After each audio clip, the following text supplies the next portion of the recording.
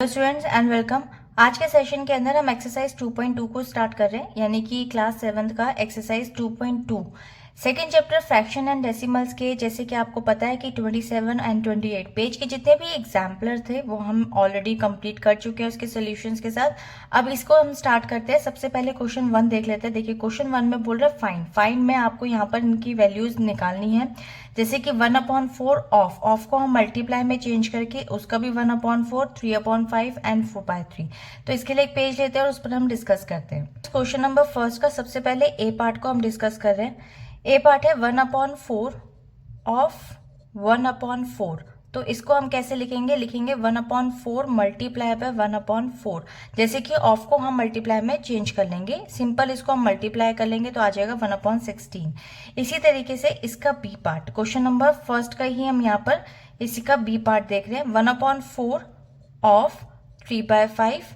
तो इसको हम यहाँ पर लिखेंगे 1/4 मल्टीप्लाई बाय 3/5। तो ये आपके पास आंसर आ जाएगा 4 × 5 that is 20 and this is right answer. ये हो गया आपका कंप्लीट। अब आता है क्वेश्चन नंबर सी पार्ट। इसका सी पार्ट भी कर लेते हैं। 1/4 ऑफ 4/3। तो इसका आंसर आएगा आपके पास 1/4 एंड मल्टीप्लाई बाय 4/3।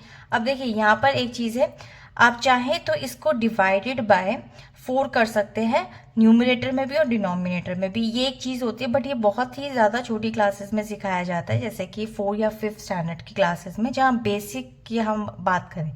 यहाँ आप सिंपल कट डाउन कर सकते हैं, क्योंकि कैलकुलेशन मैटर नहीं करती 7th या 8th स्टैंडर्ड के स्टूडेंट्स के लिए कि मैम कहें कि आपको आप कैलकुलेशंस दिखाए। यहाँ पर सिंपल आप कटिंग डाउन करके आंसर निकाल सकते हैं 1/3 and will be the right answer. इसी तरीके से अब हम आ जाते हैं इसके सेकेंड पार्ट पे, और सेकेंड पार्ट का फर्स्ट पार्ट देखेंगे ए पार्ट। ए पार्ट में 1/7 ऑफ 2/9 आपको दे रखी है वैल्यू। आप इसको सिंपल यहाँ पे भी मल्टीप्लाई लिख लेंगे। सो 2/9। यहाँ पर कोई वैल्यू नहीं कट रही है, इसको हम सिंपल लिखेंगे 9 7 हो जाएगा आपके पास 63 and this is the right. अब इस तरह इसके बी पार्ट पे, बी पार्ट बोल रहा है 1/7 एंड ऑफ ये हो जाएगा 6/5। तो ये हो जाएगा 1/7 एंड मल्टीप्लाई बाय 6/5। तो ये हो जाएगा 6 एंड 7 5 हो जाएगा 35 एंड दिस इज राइट। सो आते हैं इसके अब सी पार्ट पे। लास्ट का पार्ट है इसका ये 1/7 ऑफ 3/10। तो इसका आंसर आ जाएगा आपके पास 1/7 मल्टीप्लाई बाय 3/10। देख सकते हैं यहाँ पे कोई वैल्यूज कट डाउन नहीं हो रही हैं। सो ये हो जाएगा 70। अब आपको एक चीज और बता देती हूँ। देखिए ये सारे क्वेश्चंस में आप देख सकते हैं जितने भी आपके न्यूमरेटर के पार्ट हैं वो है छोटे, यानी कि numerator is less than the denominator. When the numerator is greater than the denominator तो आप हमेशा उसको मिक्स फ्रैक्शन में करते थे, क्योंकि वो इम्प्रॉपर होता था। Now this is the proper, ये प्रॉपर में आपका आंसर आ रहा है। तो मेक श्योर कि एग्जाम में जब भी आप क्वेश्चन अटेम्प्ट करेंगे तो जब भी आपका आंसर फ्रैक्शंस में देख लीजिएगा अगर प्रॉपर है या इम्प्रॉपर। जब भी इम्प्रॉपर होगा ना तो उसको मिक्स फ्रैक्शन में जरूर चेंज कीजिएगा।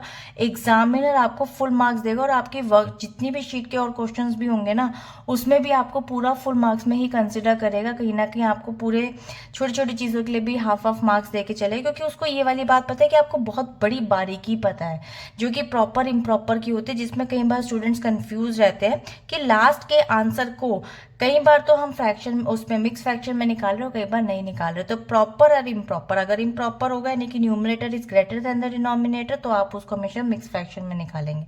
तो चलिए फिलहाल के लिए फर्स्ट पार्ट कंप्लीट हो गया है। मिलेंगे इसके नेक्स्ट वीडियो में सेकेंड पार्ट के लिए 2.2 एक्सरसाइज का। Bye bye.